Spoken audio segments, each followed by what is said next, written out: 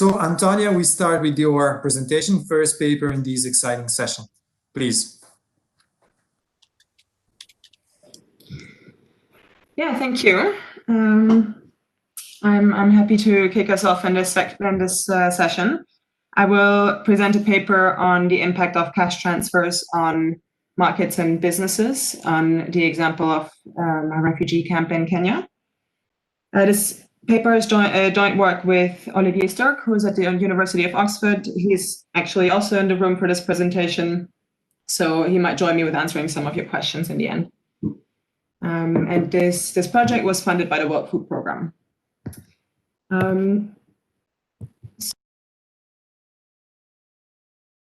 It doesn't move with the WebEx on. Let's see now. So yeah, obviously cash transfers are a really important topic to study as their use is rapidly expanding in developing countries, and more specifically, they're also becoming a more and more common type of aid in refugee camps. Cash assistance is praised for a range of benefits. It's relatively easy and cheap to implement. We see how important that is now with COVID. They are giving greater choice to beneficiaries than any in-kind aid, and they are boosting local economies. And just to illustrate the magnitude to which cash transfers are used now, the World Food Programme alone has distributed more than $2 billion of cash in 2019, benefiting almost 30 million people, of which many are refugees and IDPs. These numbers are massive, and that's just one organization. And there is already quite a bit of academic literature on cash transfers, with most of it being empirical and focusing on the direct effects of these transfers on beneficiary households, looking at effects on consumption, savings, and investments. And most of these papers identify positive effects on a range of outcomes of beneficiaries. However, the research on the effects of cash transfers on markets and businesses is much more limited. And we find this a quite problematic gap in the literature for two reasons. Firstly, the welfare effect of cash transfers on beneficiary households crucially depends on how businesses react to the demand shock associated with the transfer, which again depends on the market structure. So if, for example, due to market imperfections, prices increase in a reaction to a cash transfer, businesses might actually capture part of the benefits. Second, the demand shock associated with the introduction of a cash transfer program can boost business creation and the growth of existing businesses, and with that potentially lead to positive impacts beyond the direct effects on recipients. And such positive spillovers should be taken into account when trying to judge the overall impact of cash transfer programs. So our paper makes three contributions in this literature. First, we propose a theoretical model of the impact of cash transfers on businesses and markets, taking into account the degree of market competition. Secondly, we empirically assess the impact of a cash transfer program on business outcomes and prices in the context of two refugee camps in Kenya. In the program we studied refugees receive food aid in form of a cash transfer, but due to market imperfections, businesses that serve the beneficiaries can make large profits off that program. And third, we make some methodological contributions in our empirical analysis, which I'll come back to later in the presentation. So turning to our model first, we are interested in what theoretically is the expected impact of cash transfers on markets and business outcomes. Where the case of perfect competition is pretty straightforward. There's a demand shock, which in the short term might increase prices, such that businesses can make positive profits. Given positive profits, new businesses enter the market and prices go back down until any profits vanish in equilibrium. But in practice, markets are really perfectly competitive.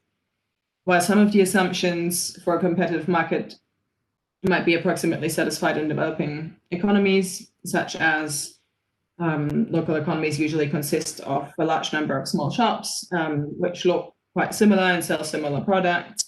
There are many buyers in the market, which are mostly rational and so on.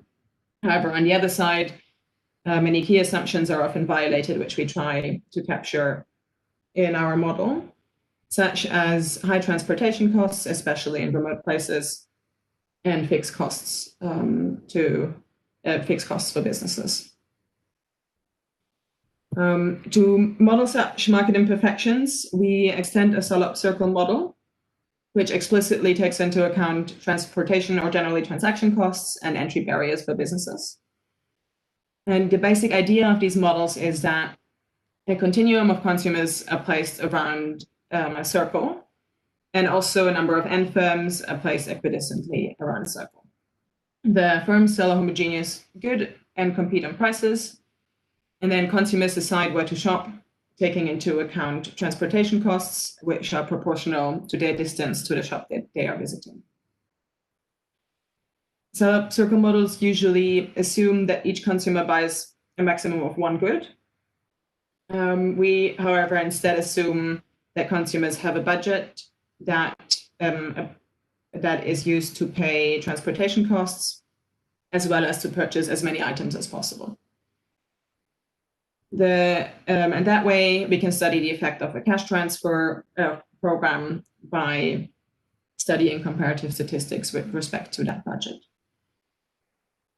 And from this basic model, we derive four main predictions.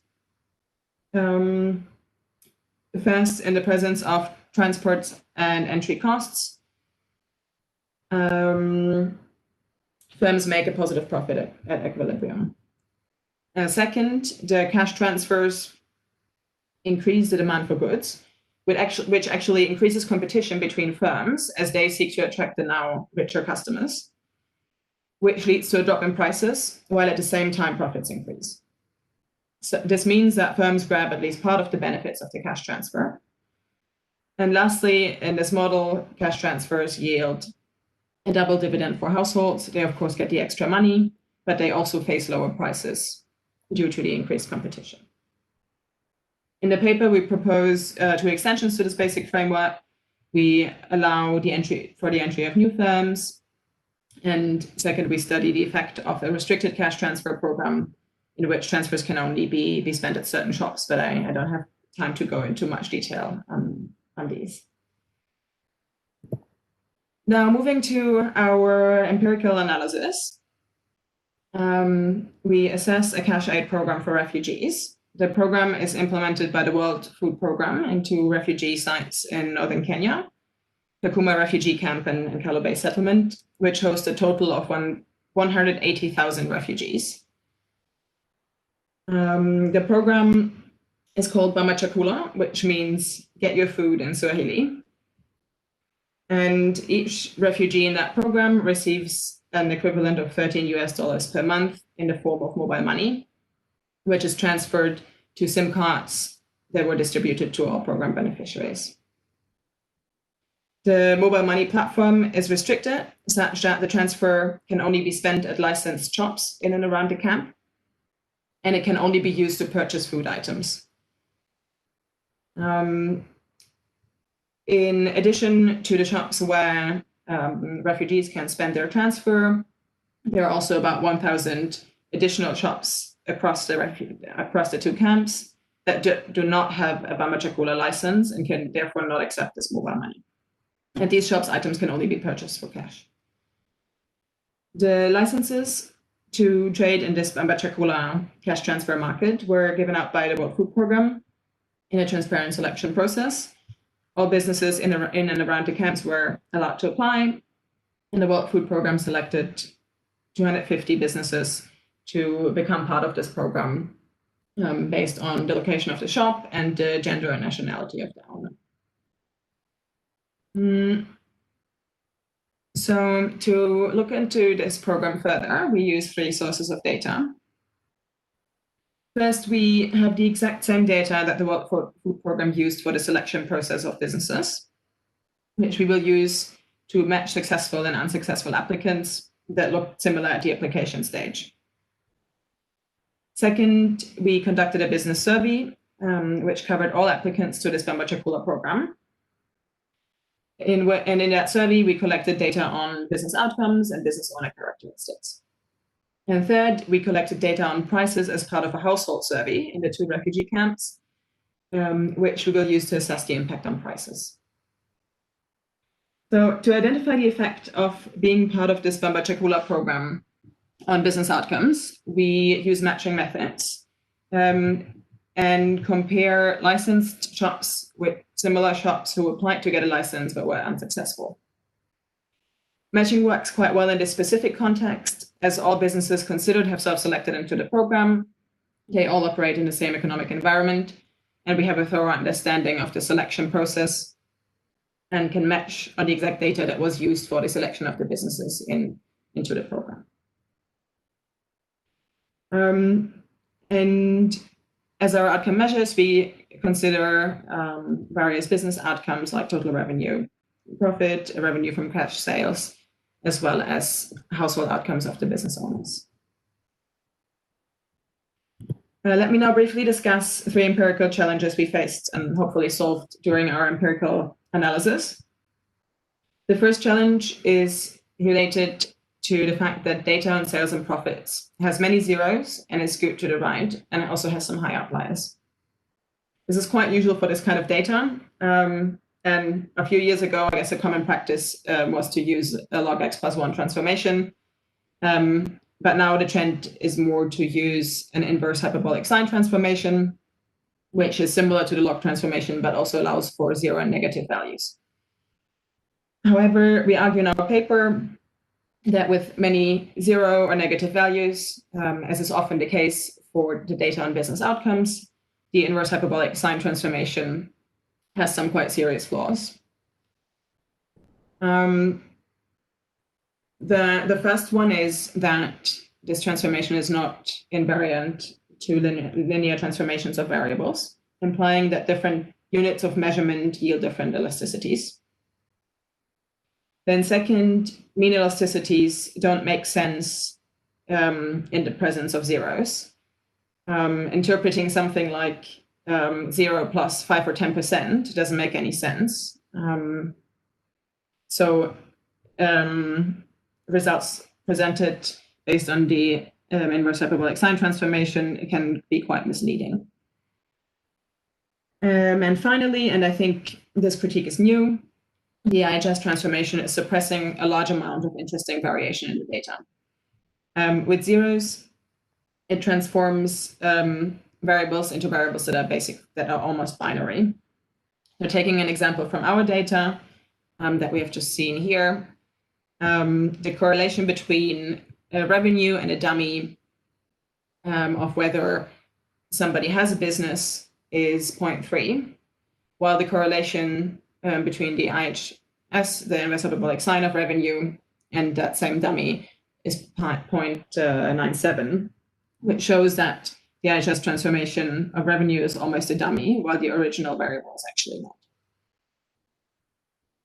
So in our paper, we propose a quantile transformation as an alternative to deal with these kind of variables. The quantile transformed variables range between 0 and 1. It is equal to 0.5 for observations that have the median, if one observation has the median value. And if the variable has different values for all observations, this method is equivalent to transforming the distribution into a uniform distribution. This transformation has quite nice properties. It is invariant to changes in the unit of measurement. It has an intuitive interpretation. Instead of being interpreted in percentage terms, as for example, a log transformation, it is to be interpreted in percentile terms. And lastly, it considers the entire distribution of the transformed variable, giving more weights to the parts of the distribution that are more dense, and lower weights to isolated observations. So we use this transformation as a robustness check in our paper and argue that it gives better results than the inverse hyperbolic sine transformation, at least in our case study. I won't have as much time to discuss the other 2 challenges, but we'll go over them briefly. The second challenge relates to the fact that we collect census data on the entire population of applicants to this Bamba-Chakula program. So sampling-based inference actually doesn't make sense because there is no sampling error with census data. So we use randomization-based inference instead to test null hypothesis of no treatment effects following Young's method. And the third challenge is related to the fact that some applicants did not have businesses at the time of the survey, 3 years after the application process. As we will see, these are much more numerous in the control group than in the treatment group, as Bamba-Chakula licenses have increased the likelihood of business creation. And also I'm sorry to interrupt you. You have 3 minutes left. Okay, thanks. So to disentangle the treatment effect on business existence and business performance, we study 3 objects of interest: the average treatment effect of receiving a Bamba-Chakula license on applicants. For this, outcomes like profits and revenue are set to 0 for applicants without a business. Second, we look at the effect on the likelihood of having a business. And third, we estimate the effect on business performance by using a bounding technique with which we can estimate the low bound average treatment effect on businesses that would always exist even in the absence of the program. So now turning to the results, we first look at the effect of receiving a Bamba-Chakula license on business outcomes. Looking at the average treatment effect on all applicants, in the first column, we find that successful applicants were 24 percentage points more likely to still have a retail business at the time of our survey. And getting a license increased both the probability of business survival as well as the probability of business creation. We also find that licensed businesses have much higher revenues and profits, which is consistent with the existence of market imperfections. And looking at the treatment effect on businesses that would always exist even in the absence of the program, in the third column, we see that the effect on revenues and profits is actually quite high for them as well, and therefore not only driven by the difference in business ownerships between the treatment and control group. Interestingly, we find no effect on cash revenues. The coefficient is very small, sometimes negative, and insignificant, which means that the program is not affecting the old cash market that existed before. And licensed shops are not necessarily more or less competitive on the cash market. And from that, we conclude that the increased profits and revenues of licensed businesses really come from this cash transfer market.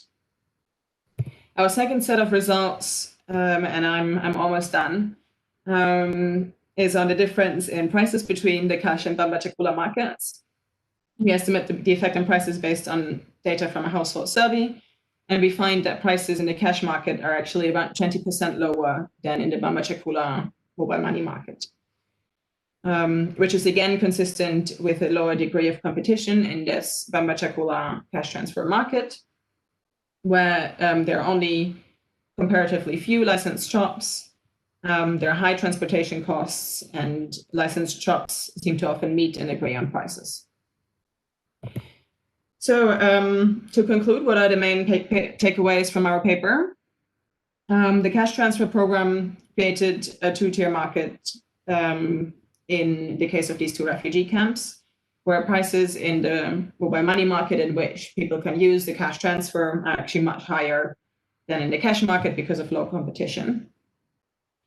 And in both our model and our empirical application, we see that in the presence of market imperfections, business owners can capture part of the benefits of the program at the expense of transfer recipients. Therefore, we conclude that when designing cash transfer programs, it is really crucial to address market imperfections, to limit rent seeking, and to maximize the direct impact on beneficiaries. And while boosting local businesses can well be a desired outcome, beneficiaries of cash transfer programs are often already in very precarious situations. So we find it quite crucial to understand where the benefits of such programs actually end up. So that's all from my side, and I'm looking forward to hear your thoughts and questions. Thanks, Antonia. So I now leave the floor to Laurent Bossavi from the World Bank. Oh, can you hear me well? Yes, we can. Okay. So I don't have slides for the discussion, but I will just give verbal comments. I'll try to be quick. Great. Thanks a lot, Antonia, for the nice paper, and thanks for inviting me to discuss it.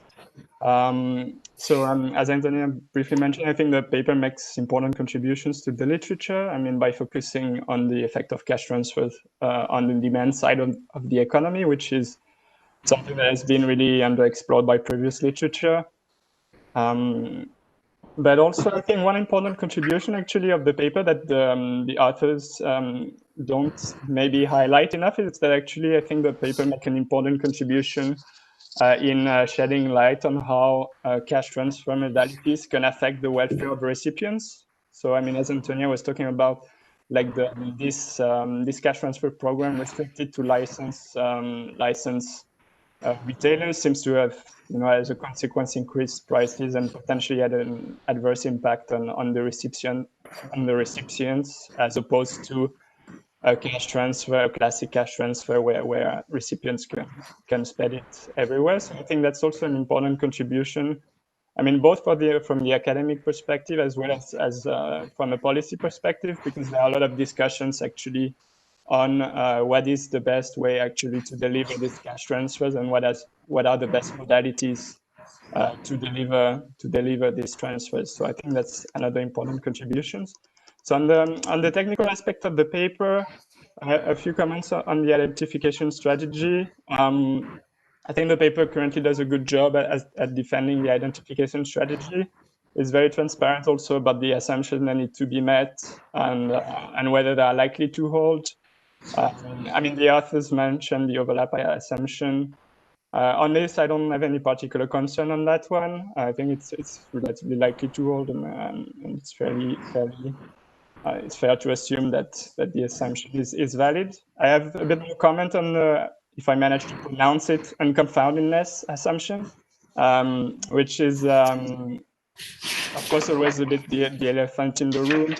As I mentioned, I think the authors do a good job already. They have a lot of information on the way the license were allocated, but I think it could be strengthened a bit in that respect. For example, I mean, I'm thinking, making a couple of suggestions. I mean, what could help convince the reader a little bit more than the assumption is valid.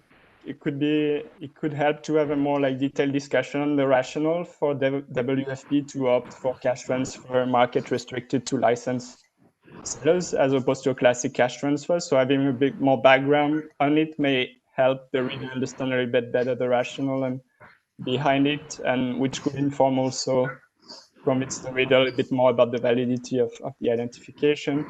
And also related to that, having greater details maybe on the objective of the WFP in designing the allocation of licenses. So, I mean, the authors mentioned already they were trying to maintain a balance between nationalities, location. There was a bias towards preference for fruit sellers, which is informative, but still, I think the process is still a little bit opaque. And I think the paper would benefit from adding a little bit more detail to the extent it's possible on this.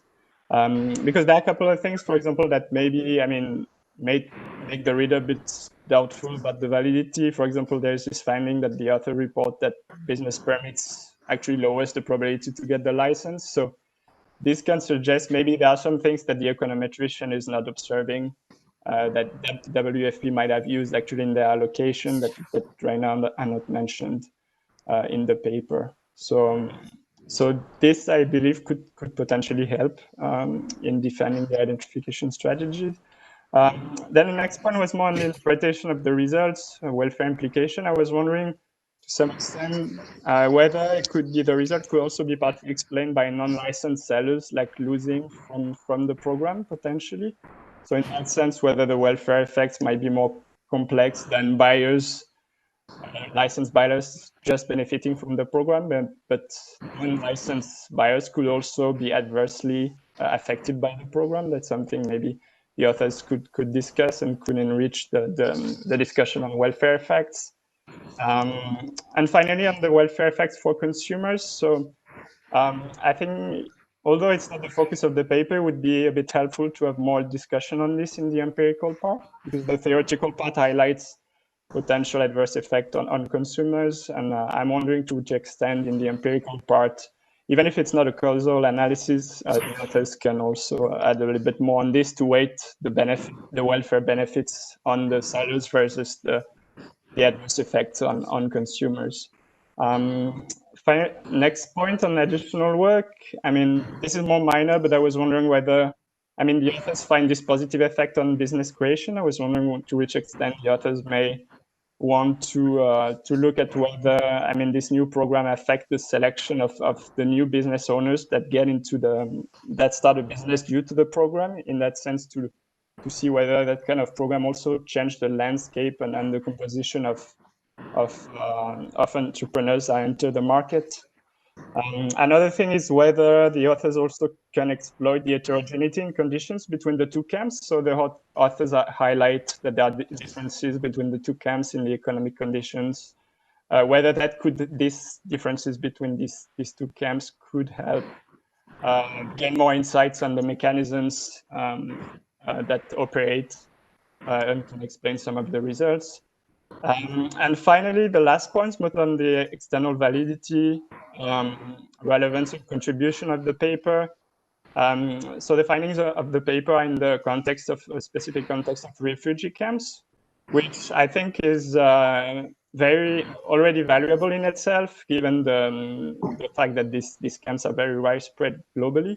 But I'm wondering also to which extent maybe the authors want to have a discussion whether we learn lesson also beyond the specific context of refugee camps in the broader delivery of cash transfer programs in other contexts than refugee camps. And in that sense, that could strengthen the contribution of the paper in the literature as well.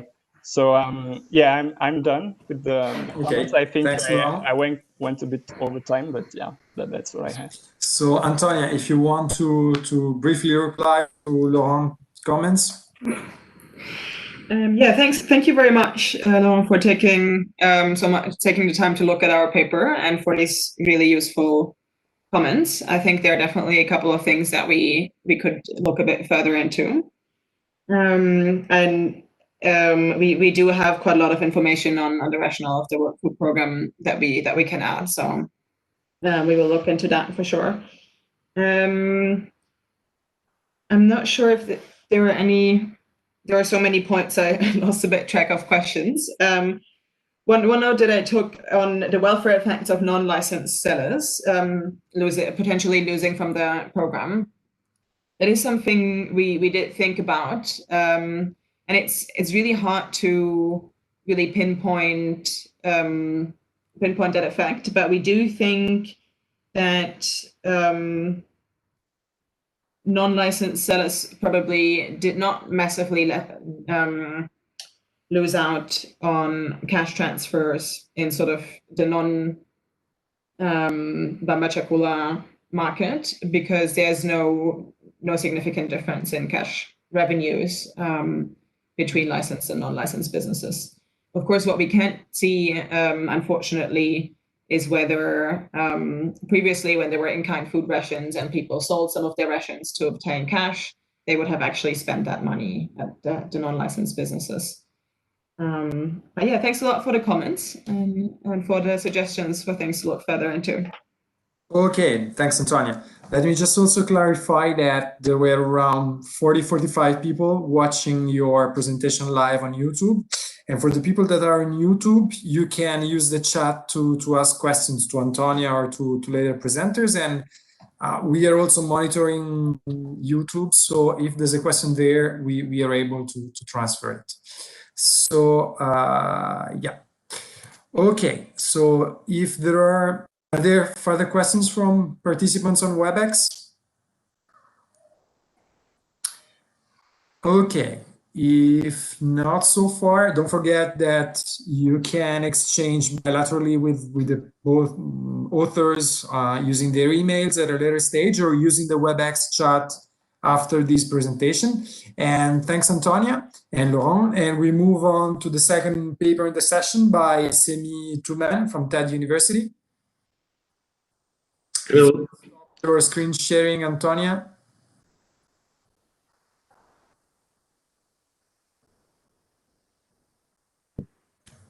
Can you hear me? Yes. Okay, great. I can hear you.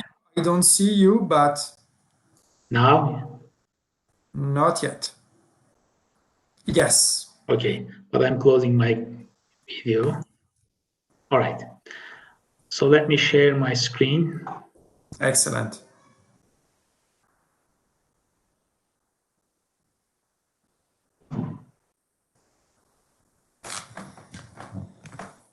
Is it okay? Can you see the slides? Yes. Okay, great. All right, so this is joint work with Çağlar Özden and Serdar Polat. The title of the paper is Backing Up Refugee Education, Estimates from an After-School Remedial Intervention.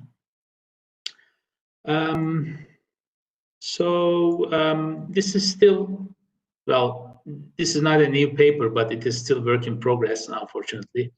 So we are in the process of wrapping up the results, but I think the main message of the paper is here. So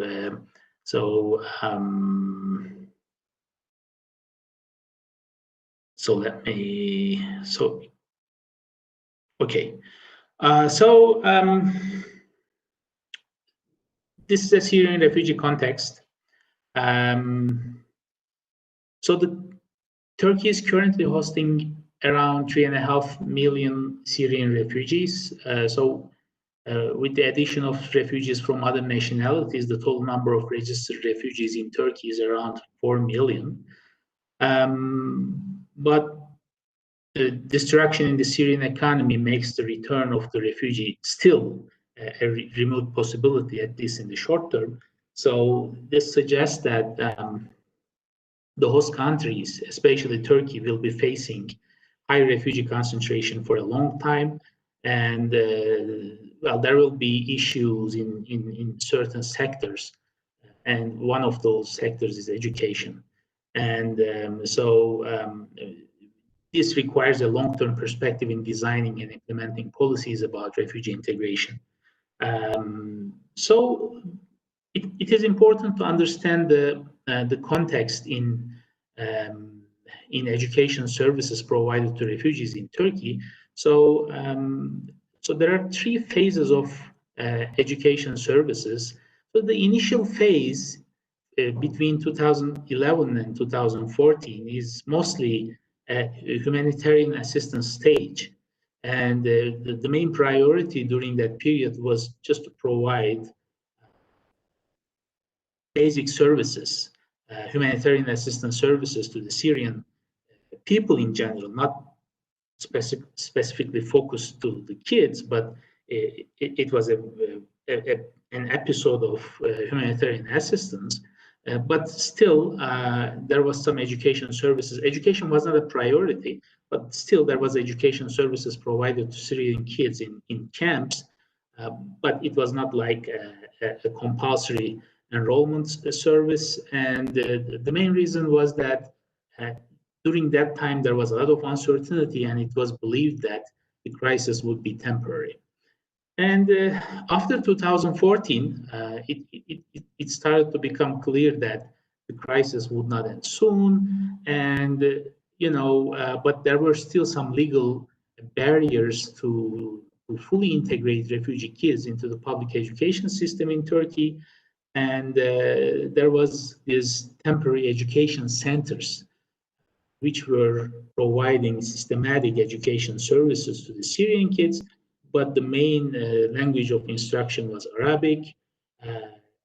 Well, Turkish language training was also being provided, but the system was, it was in Arabic. But, well, there were certain disadvantages of this system because, the integration element of this temporary education center system was not there. So, there were still segregation, both in terms of education in social terms, and after 2016, well, again, the focus of these education services changed, and the government, based on the past experience, decided to fully integrate the refugee kids into the public education system in Turkey. And then the EU-funded programs also began. So it's important to know this chronology to understand the context of the paper.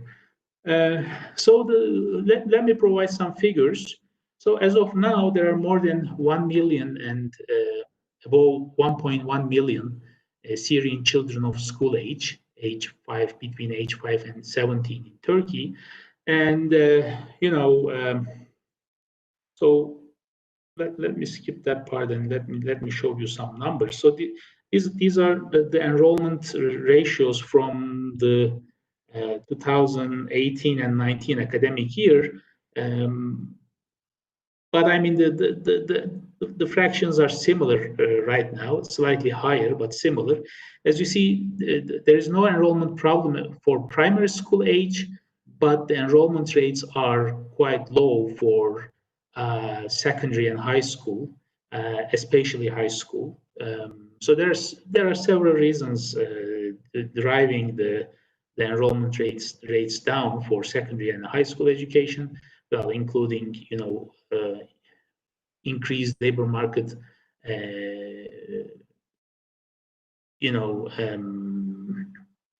participation willingness, especially among males, well, increased teenage marriages, mostly among females, etc., etc. There are certain other reasons.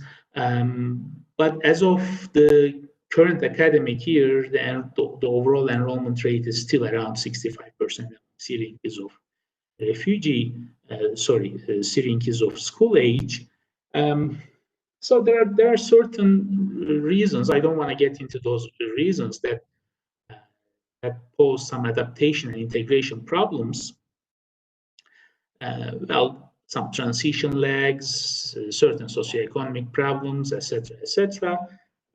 So to remove those barriers and problems, the EU allocated a large number of funds to improve the integration of Syrian children into the public education system in Turkey. So those funds are called the FRIT funds, the Facility for Refugees in Turkey. So the total amount of funds was around 6 billion euros, but that is not entirely allocated to education. That was the total amount of the funds which went to health, municipal infrastructure, etc., etc. But education was a major component of those funds, and there was a project initiated by the Ministry of National Education in Turkey to use those funds and implement the integration programs. The name of the project is PICTES, which is still being implemented, and the activities of PICTES was implemented in 26 provinces in Turkey with the highest concentration of refugees. So among those activities, so this paper focuses on evaluating the impact of one specific activity, which is called the backup training program. So the backup training program aims to, improve the academic performance of low achieving and, let's say, disadvantaged children, Syrian or refugee students. So these are the enrolled kids. There are other programs which are implemented to the out-of-school ones, but this specific program was implemented to improve the academic performance of the kids who are already enrolled in school, but who are disadvantaged or low achiever. I'm going to provide the details of this definition. So the program includes math, Turkish, and science courses. 300 hours in total. The target group is between grades 2 and 10. So it was implemented during the academic year 2017 and 2018. And the training is provided in official Ministry of National Education facilities. by Ministry of National Education teachers, and teachers got extra pay up to 40 hours per week, etc., etc. So this is the part of the institutional details. So the eligibility for the program.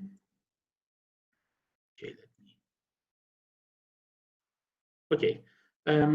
So to be eligible for the backup training program, the Syrian kid has to be enrolled in a public education school as of fall 2017, and the kid has to be either transitioning from the temporary education center to public schools. So remember, the temporary education center was the school which was providing education in Arabic before the full integration program started, and to public schools in that year, or enrolled in a public school as of the previous semester but failed. So these are so the target group is a combination of new entrants and the repeaters. So this yields around slightly more than 100 eligible Syrian students in 26 provinces. So the assignment of the treatment, so there are still severe physical capacity constraints in Turkish schools, especially in certain regions. So school availability, teacher availability is a problem. So available schools are listed. So in each. So let me try to remove this. Okay, so I just see this screen right in the middle of my slide. So do you know how do I minimize this? What is it? We see everything fine, Semi. So I just want to remove this, WebEx screen. Okay, no. Somehow I cannot do it.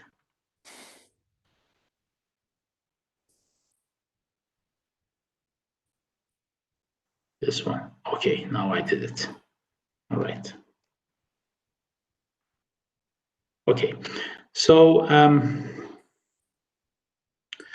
so the available schools are located in each province and town. Available teachers are determined. Eligible students are listed and assigned to schools based on their residential address. So treatment is randomly assigned through a draw performed at school and center level. So at each school, there is an excess number of kids, and assignment is determined randomly. And around 43,000 students were assigned to treatment. So the size of the treatment and control groups in the sample are approximately 20,000 and 31,000 respectively, and the total number of schools is around 2,000. So why there's a difference between this 43,000 and 20,000? We drop grades 2 and 3 because our outcome variables are marks, grades, and grading is quite lenient in grade 2 and 3, so it's not really a measure and a serious outcome. So we drop those grades. And the remaining observations are dropped due to mistakes, typos in data entry. So these are not systematic mistakes. And they're also missing parental information. So we also drop those information. So we use longitudinal administrative data from 7 semesters. So these are online Ministry of National Education administrative records. Our outcome variables are GPA, math and Turkish scores, absenteeism and dropout probability. We use a menu of control variables. So this is our model, very basic treatment effects model. We use 2 versions, the cross-sectional version, the upper equation, and the lower one is just a post-pre comparison, very simple. It's not paneled formally, but it is just following the same individual over the observation horizon. So we are aiming to estimate the intention to treat effect, because there is assignment. The assignment is random, but we don't know whether they have actually completed the program, whether they partially attended or not, etc. So we are estimating intention to treat effects. So there is a large literature on remedial education for disadvantages. I'm not going to go through all the papers, but the main result is that, well, there is a general skepticism about the ability of interventions focusing on inputs to make a difference.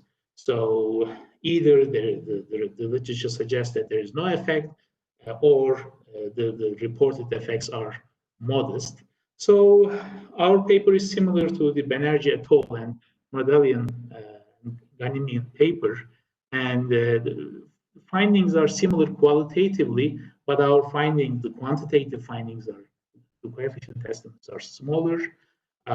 So we find larger effects for students with lower parental background. I'm going to show the results. So this is a refugee context, and in some sense, we link this remedial education program literature to the refugee integration idea. So that's one of our main contributions. So I'm going to skip this summary statistics. So how much time do I have, Simone? You have 4 minutes. 4 minutes. Okay, great. So this is the regression results for math scores. So the upper 3 panels are program effects for the immediate the semester.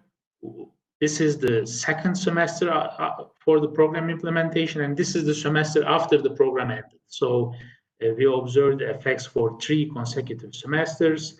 So column 3 is our preferred specification, and the coefficients can be interpreted in standard deviation terms. As you see, well, for all cells, the coefficients are statistically significant, and the magnitude is around 0.10 and 0.15 standard deviations for all sample males and females. So this is for Turkish scores. For Turkish scores, again, most of the estimates are statistically significant. We see a slightly progressive, coefficient estimate structure. So the estimates are going up over time, but the magnitudes are still modest, around 0.10 standard deviations. So this is the impact on the GPA. So there is only one observation, because we do not observe GPA for all semesters, so it's only available for the end of the year. So it is only available here for spring 2018. So, but still, it is again in the same ballpark, 0.15 for all sample males and females. So this is the impact on absenteeism. Absenteeism is measured in terms of days of absence over the year. It is only available for the end of the year. So we only have one observation for everyone. We find that the program reduced the days of absence around 5 days, slightly smaller for males and higher for females, and this is very large. So the days of absence is around 10 days, so it corresponds to around 50% decline in absenteeism. And this is the decline, the change in dropout rates. So as you see, the dropout probability declined by around 4 to 6% percentage points, which is again very large. So the magnitude is slightly larger for males and lower for female. It's not because female it is more effective for males, but the base is quite low for males. Females tend to drop out less than males. And the impact is for dropout probability is larger for males. So these are the estimates with respect to mother's education. So we divide the sample between 2 for kids with mothers with secondary school degree and above and below. So this is the kids of higher educated mothers. Again, we see for the whole sample, we see some statistically significant estimates, but the estimates are smaller than the estimates for the kids of mothers, lower educated mothers. So this suggests that the math scores increased more for kids with lower educated mothers. Same is true for Turkish scores. So this is the scores for higher educated kids with higher educated mothers, and these are for lower educated mothers. Still, we see statistically significant and larger estimates for kids with lower educated mothers, and the estimates are larger for females, for girls. So again, for GPA, we see a similar structure. The nature of estimates are similar. So the program effect is higher for kids with lower educated mothers and for girls. This is also absenteeism. Again, similar. The estimates are larger for kids with lower educated mothers. And this is the dropping out probability. Again, the estimates are larger for the improvement is higher, the more prominent for kids with lower educated mothers. So this is a bit fishy because, again, we divided the sample into two, but now with respect to absenteeism, because now we are investigating, we are in the process of investigating some mechanisms. So here we test whether, absenteeism can be a mechanism driving our results or not. Well, this is just dividing the sample based on an outcome, which is not fully correct, but we still did this. So we find that, so the improvement is higher for kids who are more attached to school than the lower ones. But again, I mean, this is a bit, this can be criticized. Okay, summary and contributions.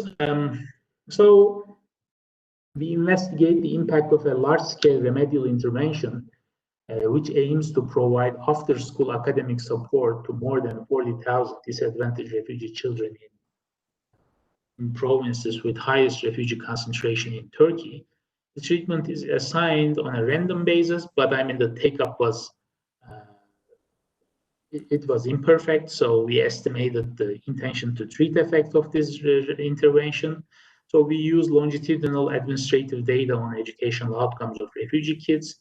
So our outcome variables was academic success in terms of math scores, Turkish scores, and GPA, and also outcomes on school attachment levels of Syrian kids, which are absenteeism records, and also the dropout probabilities, the dropout rates of Syrian kids. So we find that on average, the remedial intervention, this backup education training program, increased the math scores and the overall GPA of refugee children by 14 to 15 standard deviation on average, while the Turkish score improvement is only around 0.10 standard deviation, and the days of absence largely decline in the order of 5 to 6 days on average, and also the dropout probabilities declined around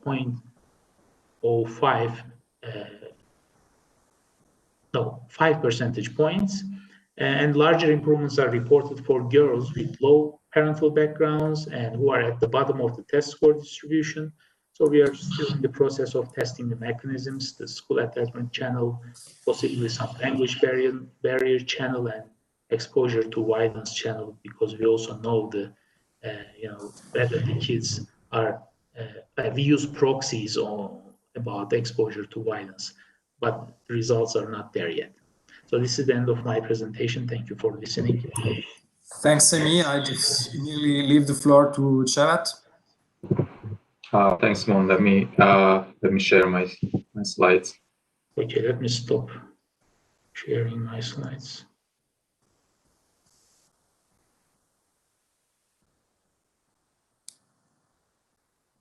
Chevat?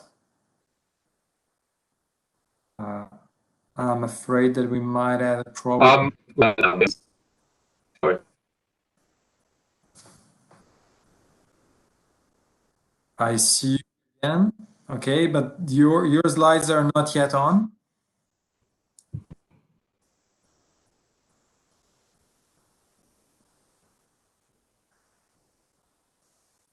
Can you just try to stop your camera if there's a problem with your connection?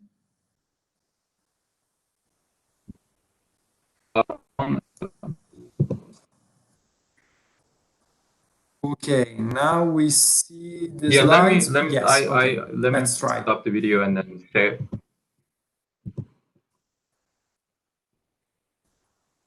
Okay, can you see the slides now? Not now. Okay, that's Let's try one last time. Otherwise, would you mind just reading, going through them if you don't sure. share the content? Is it working now? No. Okay, that's strange. I'm sorry about this. No problem. So, and Now we see it. so, okay, That's cool. perfect. Okay, great. Sorry about this. Many thanks to organizers for giving me the opportunity to discuss the paper.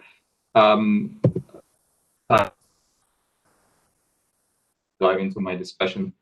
The authors use a very unique data set and ask this very important research question, which is whether the backup training program for Syrian children actually worked. The program includes math, Turkish, science courses, and the target group is grades between 2 and 10. And then the punchline is the paper is that remedial intervention increased math scores, GPAs, Turkish scores of Syrian kids. And in line with this, there's a nice complementary result. There's also a fall in absences. So far so good. And then now I will make some comments. There, my comments will be useful for them. So in the paper, at least in the version I read, authors assume missing at random assumption. This is an implicit assumption made throughout the paper. And let me give you the numbers actually. So we start with 106,000 eligible Syrian students, 42,000 of them excluded due to the grading structure, right? And then we have 13,000 students excluded due to mistakes and typos in data and missing info on parental background and school information. So, and we know that most missignificance is actually not completely random, right? So a variable is missing completely at random if the probability of missingness is the same for all units or schools. And then my question is this the case? So perhaps provide some descriptive evidence in the paper for us to see whether this missingness is kind of random across all schools. And if data are missing completely at non-random, then throwing out cases with missing data will bias your inferences. And this is a very important paper, and you guys ask very important research question. But then I think you will have to handle this missing issue in a very proper way. So and then I have 2 or 3 suggestions. The first one is just show us a straightforward OLS model to see what predicts missings, right? So that's one option. And then let us see what is the problem or what predicts the missings. And the second thing you can do is whether they belong to treatment or control group. So how they distribute across treatment and control groups. And my suggestion is if you actually see that missing is not really random and there are some systematic issues, then you can build a model to predict the non-response in key outcome variables using your baseline model. Then the inverse of predicted probabilities of response from this model can be used as survey weights to make the sample representative of the full sample. I'm not saying that you can use or you should use this survey weights in your baseline model or throughout the paper, but I think that will be very useful to show us the robustness of your results using the survey weights. So that's my first point. And the second one, so we can interpret these results as long as we are willing to assume that observables capture all the relevant variation, right? And there is no remaining unobserved variation. But when I looked at the baseline model, the authors are not controlling for class size, quality of teacher, and the refugee native ratio, and so on. So one can argue that various other characteristics may affect the estimation. So although we can't test the omitted variables directly, I would recommend authors to basically shed some light on how much more important the effect of unobservables needs to be compared to all observables to fully account for their results. And then to do that, they can use the author's 2019 methodology, which also has a very straightforward state code that will show authors to basically extent of omitted variables issue in their empirical model. And my next point is multiple comparisons problem. So it arises whenever multiple hypotheses are tested on the same data set. So authors use the same problem, same treatment on various outcomes.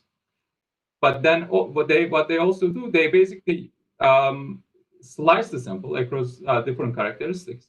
So what I recommend is basically authors to employ the methodology used in Young's QJE paper to basically calculate the randomization inference p-values and then report the effective significance of their treatment for all outcome variables underneath each table. I think that's very important. I think that would be good to have more information about the composition of the classes across treatment and control groups to alleviate concerns on differential trends. And I have two questions. Does the proportion of refugees versus host population vary systematically across classes? And then to what extent class composition remained constant through the years and during the academic year of the program? In the version I read, there was no information on that. And then the next question is implementing teachers, about the implementing teachers. In the version, again, there's no information about teachers. And I was wondering whether they could use some information about the teacher quality or teacher characteristics to basically tell us more about the effectiveness of the program. Another assumption made in the paper is the stable unit treatment value assumption. So I'm not going to get into details, but in the paper, the implicit assumption is that there are no spillovers, right? So student I gets treated, and then this treatment doesn't have any impact on other students. So of course, SUTVA assumption is very hard to satisfy, but I think providing a discussion on whether SUTVA is a problem in the context of the paper will be very useful in the identification section. And other points, again, in the version I read, effect sizes were not clear, semi-clarified in the presentation. I think that will be used to provide a map to show the location of schools for non-Turkish audience. Mechanisms are not in the paper. I think that will be very important to know where these results come from. And then I think that would be nice to know whether there are any other policies at place during the time of the treatment. And overall, I think it's a great paper, and I highly recommend it. Thanks, Cevat, for a very nice discussion. Semi and Chaler, do you want to follow up on these points? I'm okay. Semi, do you want to take them? Yeah. I'm just enjoying the show. I agree. Yeah, I agree with.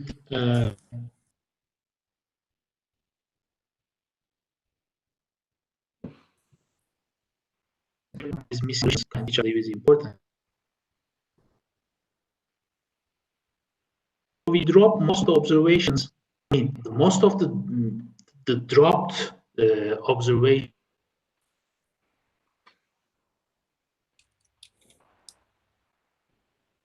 Well, it doesn't make the it doesn't is breach this random because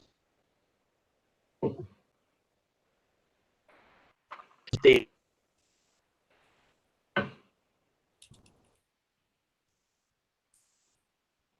not to. That's why we didn't to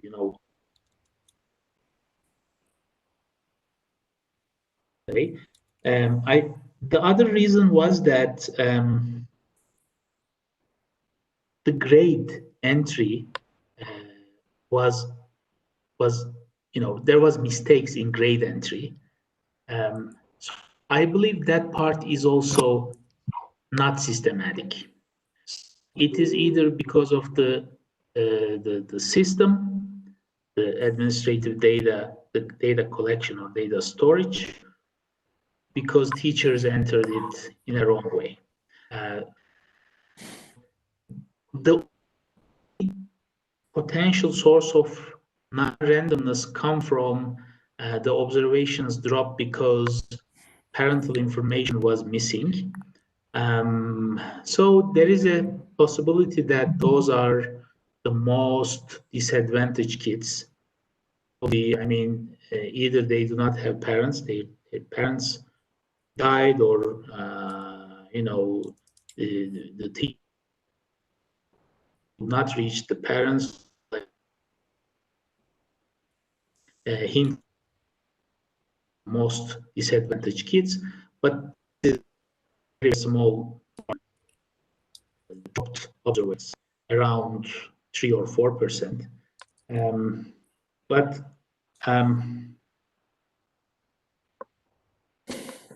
don't want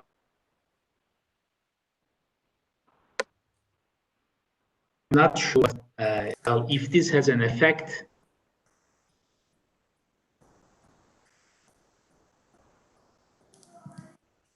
This would only increase the magnitude, right? So sure about, so let's not put much emphasis on this. But the only part that's correction, but so well, it is very easy to assign dummies to those missing observations and include it into the data and run the regressions again. We are going to do it anyway. Okay, thank you very much. Thanks, Emi. We are slightly beyond schedule, so I propose that we don't take time to ask further questions, and I would invite Simon Garlack from Bocconi to share his own screen and move on to the third paper in this session.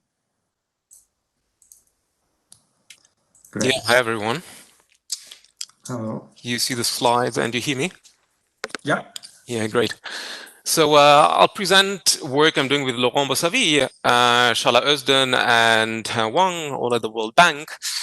And at the heart of this is a newly collected data set that allows us to shed some new light on the relation between migration and entrepreneurship.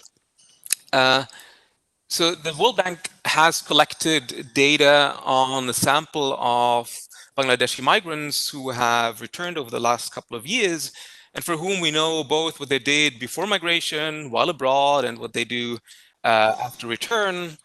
We have very detailed information on what it cost them to go abroad and how they financed their migration, but we also know how much they expected to earn and save up while being abroad. So, and of course, how much they made ultimately. So taken together, this allows us to take a more dynamic look at migration as an investment decision. The context is somewhat different from settings where entrepreneurship or economic activity of return migrants has been analyzed. So take Turks returning from Germany, or Tunisians or Egyptians returning, Mexicans from the US, the papers by Alice Menau, Usman Kirchkam, Jacqueline Wahba, and others. Bangladesh is a bit different in that there's virtually no permanent migration and no irregular migration, not at least to the main destination countries, which are the Gulf countries and Malaysia, and a bit further down the list, Singapore. So countries that are A, not easy to reach from Bangladesh, and B, that are fairly tight in enforcing immigrant legislation. So the distribution in the sample is shown here in the first column. That's this Bangladeshi return migrant sample that was collected last year. And for comparison, in the other column is what's probably the closest, the next best data set. That is the household income and expenditure survey, which is a national representative survey for Bangladesh and did not focus on migrants, but does contain some information on absent household members. So on this population of return migrants, the BRMS is probably the more reliable one, but of course it comes with the caveat of being a selected sample and covering only those returned migrants, right? The typical selection issues here apply on that. So in the analysis, we'll draw on both these data sets jointly. One background information is what it means for immigration to be so highly skewed towards oil exporting countries is that the immigration rate, which I show here as blue bars, very closely tracks the international oil price. So in a setting where destination countries issue more work visas when oil revenues are high, and so the construction sector grows strongly, it's not so much that the oil price feeds through to wages that are paid to migrants. So, you know, the wage gap that might be a more direct incentive for people to move, it looks really more like a labor demand story here that drives at least the extent of emigration. Now, yeah, and I think I didn't mention it, but I had it on the slide. So we're looking at overwhelmingly male and relatively low-skilled migration here. They've been abroad for relatively long, 6.5 years on average, and a fair share of them says that they returned prematurely, so before the contract was up, either because they were laid off or had visa issues, which under the sponsoring system in those destinations are two closely related issues. And so return can either be voluntary or exogenously enforced, and we'll have to keep track of that. Now, why do we think that in this migration context, is there a strong link to entrepreneurship? Well, it's because in the data we see a massive move from pre to post migration activity into self-employment. So at the bottom here, I show the self-employment rate among those among people in the sample before they migrated. Here, that's the dark red line that ends at age 40, so the time by when most of them have migrated. And for comparison, also the self-employment rate among non-migrants from the HIES. These two data sources shows the same age trend basically. But after migration, there's this massive move upwards in the self-employment rate towards the green line here. At the same time, a very large share of migrants in the sample report that savings from abroad were their main source of financing for their business. So almost half of them say that. And so just these two pieces of information together seem to make a very strong case for linking migration and entrepreneurship here. So what we want to know is, on the one hand, how do determinants of migration, like the cost of migration or the expected returns from being abroad, how do these affect self-employment in Bangladesh? But also vice versa, how do conditions for self-employment feed through to, in anticipation, if someone plans to be self-employed later on, how do these affect both the extent of emigration and how long migrants stay abroad? And so we want to look both at micro and macro determinants. I'll see how far I get in this short presentation. Just before I show you the model that we use to get at those questions, I'll show you a couple of more descriptives, just to give you a sense of the numbers and to add a bit to this story. I should say the paper also has a reduced form part, which I'll skip in this presentation. There was just a choice to be made here. So first fact, migration is expensive. Costs at the median about 2.5 annual household incomes. Much of this cost goes to intermediary agencies, and very often migrants either sell assets or have to borrow to cover the cost. Returns to migration, though, are high, so they do earn almost 3 times as much abroad than what they did before migration. So it takes approximately 1 year to cover the cost of migration, and from then onwards, migrants can save up and make the money they're aiming for to return home. One should say, though, that looking at this earnings distribution, migrants often expect to earn yet more than this. So we know that from other contexts. Maheshwar Shrestha has worked on this for Nepalese migrants, that migrants often enough misperceive or are often overly optimistic about earnings earnings abroad. So in our data set, we have information on the same individuals, how much they made and how much they retrospectively expected to make abroad. So I show you again in orange the distribution of actual earnings abroad, and in green you see a clear right shift in the expected earnings distribution. Now this is retrospectively asked, so you can expect recall bias in this. However, we'd expect recall bias to probably move this recalled wage closer to the wage actually experienced. So the true gap might even be larger than this. So recall bias probably shrink this difference even. And what I think is interesting is that this is not something that that just applies to the lower skilled migrants, but we really see this across education levels, this gap. So one question to ask will be, what if we could tell those individuals how much they actually can make abroad? What will that do to emigration and ultimately to self-employment in Bangladesh? So bottom line, we'll analyze migration as an investment decision that for many agents is necessary on the route to self-employment. To formalize that a bit, I'll show you a dynamic lifecycle model that captures both the decision to become self-employed, the emigration, as well as the destination choice, but also the migration duration decision. So how long to stay abroad, and we'll have the model incorporate as much as possible of the fairly rich information that we have in the data set. So on the cost of migration, on the probability that a contract is extended or terminated, so that a return is not voluntary but enforced, the information on expected and actual wages, profit savings rates, etc. So let me take you through that. The model keeps track of the set of state variables, of which I just want to mention the location L, which is both a state variable and a choice, and which in the model covers Bangladesh as well as the 5 main destinations. So it's just computationally impossible to keep track of all destinations. So we go for Malaysia, Oman, Qatar, Saudi Arabia, and the UAE, destinations that together account for about 85% of Bangladeshi migrants in the sample. Self-employment status also is both a state variable from the previous period and then a choice variable looking forward.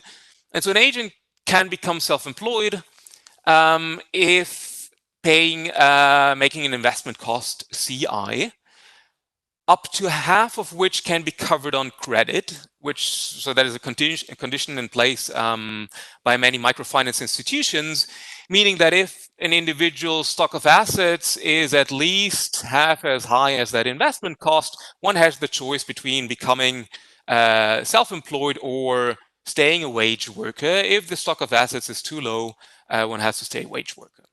These V's here denote lifetime values. The epsilons are transitory taste shocks. I'll spell out explicitly those V's in a couple of slides. For now, just if you are self-employed, you make profits that depend on observables, age, education, and unobservables. If you are a wage worker, so dependently employed, that wage depends on the location you're in. However, the migration decision is not based on the actual wage, W, but on the wage expected in a given destination, W tilde. And this expected wage, that's important, can differ from the true wage also in expectations, right? So it's not just an idiosyncrasy that migrants don't know exactly how much to earn, but they can get it wrong in expectations, so that we capture really the shift in distributions that we see in the data. Once one has to decide to migrate to destination D, though, any future decision is based on the true wage, because at that point, migrants know what they are being paid. And so, for instance, the return choice will be based on the true W, not anymore on the W tilde. Now, migration is not only determined by the incentive, so by the wage gap between origin and destination, but also requires one to locate a job contract, which happens with a probability lambda, which we let vary by fuel revenues in a given destination at a given time t, just to reflect this macroeconomic pattern that I've shown you a couple of slides ago. And so agents account for this probability when making the choice between staying in Bangladesh or moving to Malaysia, Oman, Qatar, Saudi Arabia, or the UAE, each of which again comes with a taste shock. When being abroad, migrants suffer disutility eta, and migration requires payment again of the cost of migration, which can be covered on credit with a probability p that so not everyone has access to credit. This probability varies with the education level. And finally, well, these costs, so the cost of migration as well as the investment cost, enter a budget constraint that governs the evolution of assets over time, which also depend on location-specific savings rates. So the share row of either profits or wages that an agent saves, and the savings rates can be higher in a foreign destination than back in Bangladesh. And yeah, finally, the dynamic specification of the payoffs. I'm not going to walk you through all these equations, but basically, there's always a current utility payoff and a discounted expected continuation value. When migrants are abroad, they suffer this utility cost eta, and continuation values incorporate the probability that one's contract is not extended, one is laid off. So that is with probability delta when it's forced to return to Bangladesh, with 1 minus delta when it has the choice between returning and staying for another period in that destination. So how do we bring this to the data? Well, a lot of the model components are observed in one of the data sets, so the cost, the wages, etc. We take some information from other data, so the probability that one inherits a business as an initial condition is taken from the informal firm survey from also collected in Bangladesh, and the interest rates are taken from the literature. The discount factor beta is set to 0.95. Sorry, I don't have that in the list here, so that's fixed exogenously. But it still leaves us with 52 structural parameters to be estimated jointly, which we do by matching moments that we observe in one of the data sets and moments simulated from the model. We keep all these parameters education specific to be flexible on selection on that dimension. Now, I mentioned earlier we have those cross sections, so we're limited in the selection on unobservables that we account for, but we are fairly flexible on the observables part. I think I'm running a bit short of time, so I'll skip those. That is 5 minutes. Okay, then I'll use those for results and skip those details. And the fit, so we're fitting emigration rates. There's, if you want, there's Michael Clemens's inverted U-shape, these within destinations, so to Malaysia, to Oman, to Qatar, and so on, the different education levels. We match migration duration and other outcomes.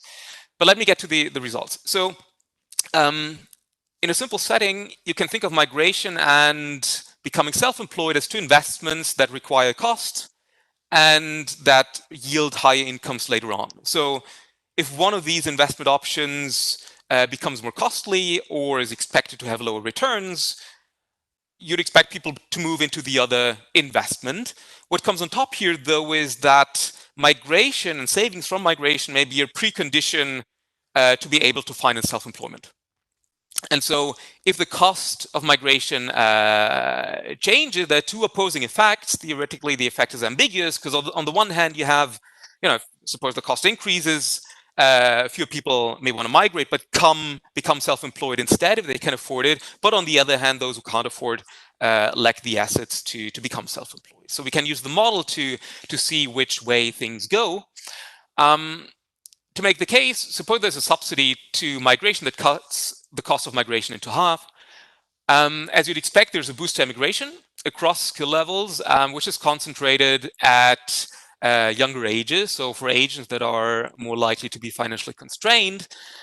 At the same time, there's a reduction in migration duration because it takes less time to build up this asset stock to cover the cost of migration, which means also that the assets accumulated abroad will be lower. So sorry, in all these graphs, the dashed line is always the baseline and other lines are counterfactuals. So the assets that are repatriated are a little lower within the group of migrants, but the important thing is they are repatriated early in life. And on top of that, so that is the dotted line, on top of that, you have additional migrants moving now under lower cost. So there's ultimately a larger stock coming back, but it's really coming back early in life. And so at a time when becoming self-employed is still more attractive because you have a longer payoff horizon of your working life, so the boost in business creation. Let me get back 1 minute to the expectations. So a question, as I mentioned earlier, to ask would be, well, what if you could credibly tell people how much they can make abroad? What the model predicts is that, again, the outcome is ambiguous, theoretically. What you'd expect is that there's a drop in emigration, and the model predicts a reduction by 19%. It also predicts, though that outcome is ambiguous too, a reduction in migration duration by 6%, so not as large. Hence, the stock of assets that's repatriated is a little lower, and that feeds through to a reduction in self-employment over the life cycle, which sums up to about 5.6%. So again, you have fewer individuals migrating. So, you know, there's a lack of assets, but you also would have more people who can set up a business if they have the assets. But on that, we find a negative effect here. Do I have 2 minutes? 2, yes. Okay, then let me skip this one here and go a bit to the more macro perspective. So what we've seen over the last couple of years was a massive drop in oil price and fuel revenues in some of the main destination countries. So I show this here for the Gulf Cooperation Council countries. So at some point there was a drop by more than half in the revenues, oil revenues in all these countries. So, you know, given this time series that I showed you at the beginning, you'd expect this to feed through strongly to migration. And well, if you want to quantify this in the model, well, yes, there is a massive drop in the emigration rate. Migration duration is not affected so much, but it's really, you know, it's the extensive margin that that is predicted here to kill asset repatriation and business creation. We also have counterfactual that go the other way around. Let me skip this. And I don't want to, you know, not use the last minute also for the summary, but just I think one point that is, I think, worth thinking more about, and we haven't quite fleshed it out yet either in the paper, is the question: well, to what extent individuals and policymakers' preferences are aligned here? Individuals obviously benefit from better information to make their decision. However, policymakers, suppose they aim to maximize repatriated savings and entrepreneurial activity, but do not care about individuals' non-monetary utility loss from being abroad, so from the harsh working condition in destination countries, well, then they could actually value individuals' overestimation, their over-optimism about migration. So it's not so clear whether there isn't a conflict of interest, if you want, between policymakers and individual migrants. I'll stop here. Thank you very much, and I'm looking forward to Nali's comments. Sorry, so the presentation has changed somewhat from the draft. It's still work in progress, but looking forward to hearing that. Thanks, Nelly. Can you share your screen now? Yeah, I'll do so.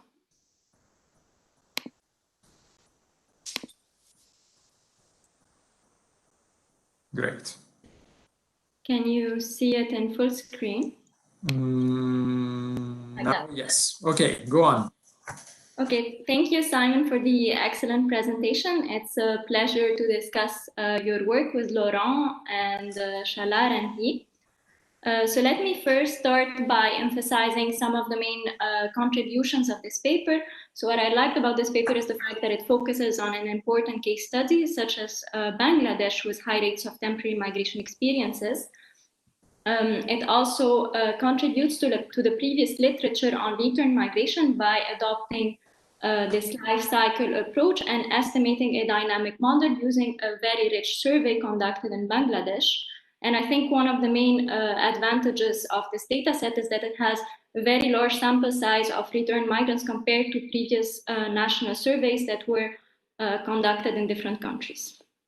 And I also like the simulation analysis and the various simulations that you undertook, but I also would like to emphasize one particular result that I found to be interesting and also catchy with respect to previous findings in the literature, which is the fact that when the authors corrected for the individual distorted views regarding the potential gains from migration, they actually find that it reduces the incentives to engage in self-employment. So I'll start by discussing a few points regarding the data. So the authors, they highlight in the paper that the survey has many advantages with respect to previous surveys in the literature. And I do agree on many aspects. However, I found some of the arguments of the paper to be a bit pushed, and I thought they could be a bit more nuanced. So for instance, following return migrants over their entire life cycle is not new, and there were several surveys that also collect information on migration experiences and migrants' characteristics and employment histories and so on, before, during, and after migration. So I thought that this is maybe would require to be a bit more nuanced here. And also the fact that the Migration and Recruitment Cost Survey is the only survey with data on migration costs is also a bit inaccurate because, for instance, the labor market panel surveys that are conducted in different countries in the Middle East and North Africa, they also collect information on migration costs and particularly on intermediary fees. And as the authors acknowledge in their paper, this constitutes the bulk of the most important bulk of migration costs. I think you mentioned that it accounts for about 55% of all migration costs. And also, this type of data set has also information on the presence of work contract, which would also allow to identify migrant contract workers. What I found to be a big plus in the data set with respect to previous surveys is the fact that it has all this detailed information on migration costs. However, I found that at the end in the paper, this was not really utilized, and instead you relied on total migration costs in your analysis. I was also wondering when I was reading the paper whether you had information on the presence of work contract prior to migration, because this is one of the main assumptions that you make when you develop your theoretical model, but also when you run your simulation analysis. And I was also wondering if for the other destination countries, this is also a binding prerequisite for individuals to have a work contract prior to migration. You also have about 9% of individuals, according to table 1, that go to other destination countries. And I thought it would be also interesting to know about these other countries and whether you also mentioned that they go to some individuals go to high income countries. And I thought this also is worth discussing since there would be likely very different dynamics that would apply in this setting. And maybe also worth mentioning what's the education profile of this individual as well as their migration duration with respect to the rest of your sample. Also, in the data section, you mentioned that your sample includes migrants from Bangladesh, but I thought that you also had migrants from other developing countries in Asia, and I was wondering about the proportion of these different migrant groups and also this type of selection that's going on here. Are these individuals from other developing countries in Asia more or less educated? Are there any heterogeneous effects that could be investigated as well? And since you also rely on 2 different surveys in the presentation, now I saw that you had a table that compares the 2 surveys, but as I was reading the paper, I also thought it would be important to highlight the different sampling strategies that are used in the 2 surveys and maybe to establish this type of analysis and comparability that you kind of touched upon today in your presentation. And also maybe to discuss how you deal with the fact that the 2 surveys occurred in 2 different years, and also maybe some changes might have happened in between, and how do you deal with these issues. You didn't discuss today the reduced forms in your presentation. However, you have, when you establish some of your stylized facts, you have used an instrumental variable approach to instrument the relationship between earnings abroad and self-employment. And I was thinking that it would be also important to discuss the exclusion restriction, which is not at all discussed in this current version of the paper. So one could think of many channels through which oil prices or exchange rate fluctuation would directly impact self-employment and not through earnings abroad. So for instance, if we think of Bangladesh as some sectors of its economy are heavily dependent on oil rents, for instance, then in this case, you would think that oil prices could directly affect self-employment propensity. Also, fluctuations in the exchange rate would affect the competitiveness in some sectors, which could also very likely affect directly the probability of self-employment back home. So I think a discussion of these issues might be also worthwhile. And when it comes to the timing of the matching, you use oil prices that are matched with the year of return, whereas throughout the paper, you adopt this dynamic framework, and you also show that migration flows mimic oil prices fluctuations at the time of migration. So I would think that actually it would be more relevant to have lagged values of oil prices, because these are more likely to affect the earning potential and not oil prices at the time of return. And very briefly, also on the structural model, you have about 25% of your migrants that were self-employed prior to their migration. And I was also thinking that it's interesting to discuss further this fact, since financial constraint would be presumably less likely to be binding in this setting. And I thought that maybe it also would be very interesting to do the same type of simulation exercise that you did on the full sample for this particular subsample, and contrast the results for these individuals that had already started self-employment activities prior to migration with individuals who engage in entrepreneurial activities only after they return from their migration experiences. And in a way, this could shed some light on one hand on, let's say, the survival of these activities, and on the other hand, on the creation of new entrepreneurial activities.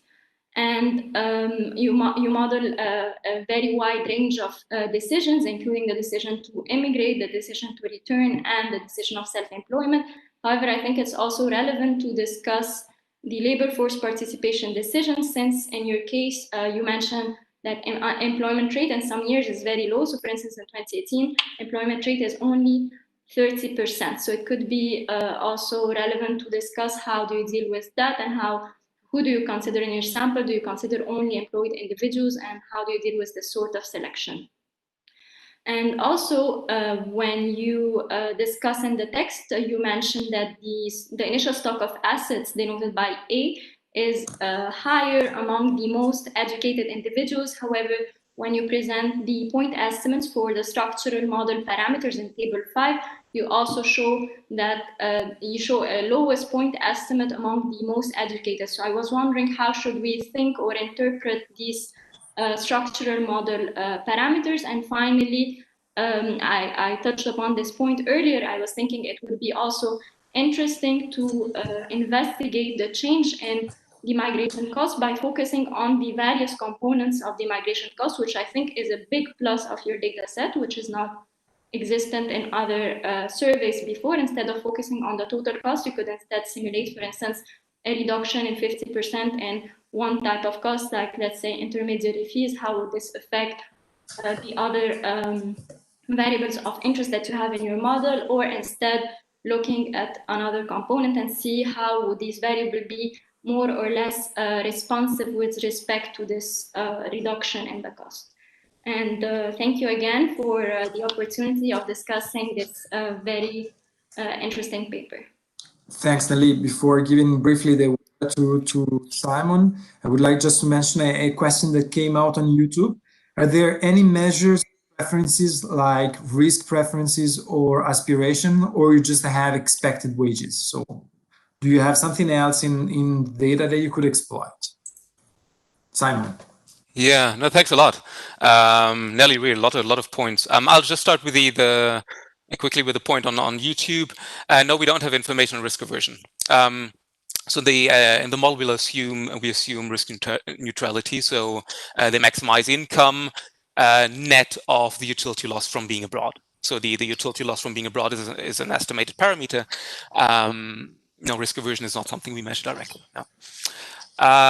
Yeah, thanks a lot, Nelly. So that's a lot of points, and I guess I don't have the time to go through all of these, but I took notes, so very, very well taken.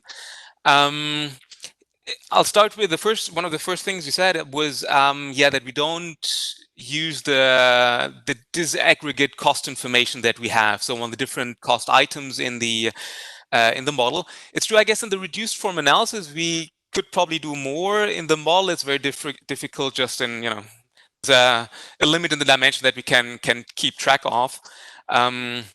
Similarly, a bit with the labor supply decision. Certainly an important one, like, you can think of family decisions that you'd want to incorporate in those models as well. Yeah, but there's limits. So we have those three choices of, self-employment, emigration, return, well, actually also where to go. And yeah, that kind of is constraints that we have. So we feed the aggregate costs into the model. But in the reduced form analysis, I guess we could look into that deeper. Yes, true.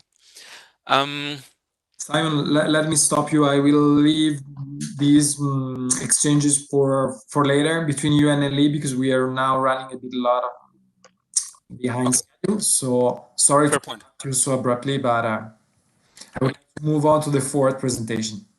Okay, thanks. Sorry. So Bjorn. Hi. Hi. Hi. Okay, so everybody can hear me. Sure. Fine. Let me charge the presentation. Great.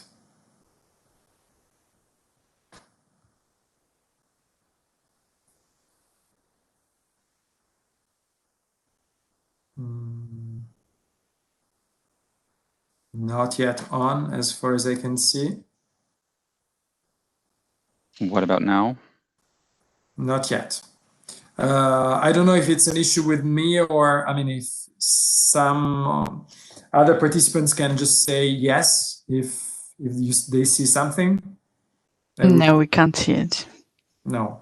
No, it's not there. Okay, let me close. Let me try once again. Maybe I'll just share my screen instead. Yeah. It's. Is that working? Okay, now that's perfect. If you want to move full screen. Yes. Is that okay? Yep. Yes. Okay, thank you. So thanks everybody for staying on until the very end. This paper is a joint work with Sandrine Mesplé-Sombs from the French National Research Institute for Sustainable Development. And I'll try to be quick since we're a bit lagging behind. In a sentence, what we're trying to do in this paper. No, I'm getting a signal that there's. That's perfect. There's no problem on my side. There's no problem. Okay. No. Very well. So in a sentence, what we're trying to do in this paper is to examine the influence of information campaigns, attempting to influence perceptions of migrants regarding their destination countries. These information campaigns have multiplied in recent years. IOM, the European Commission, the Info Migrants website, etc. They're all based on one presumption, which is that potential migrants are misinformed or badly informed about the risks or the benefits from migration. There's very little quantitative evidence on the effect of these kinds of campaigns. To my knowledge, 2 papers have studied this in an RCT setting, having at least one pure information arm. One is Brian Chowdhury and Mubarak in Bangladesh, who look at seasonal migration, and they find that a pure information on wages, probability of being employed at destination does not lead to increased migration. Beam, McKenzie, and Yang do a similar study in the Philippines, where they find that neither information alone or information and assistance influence migration rates.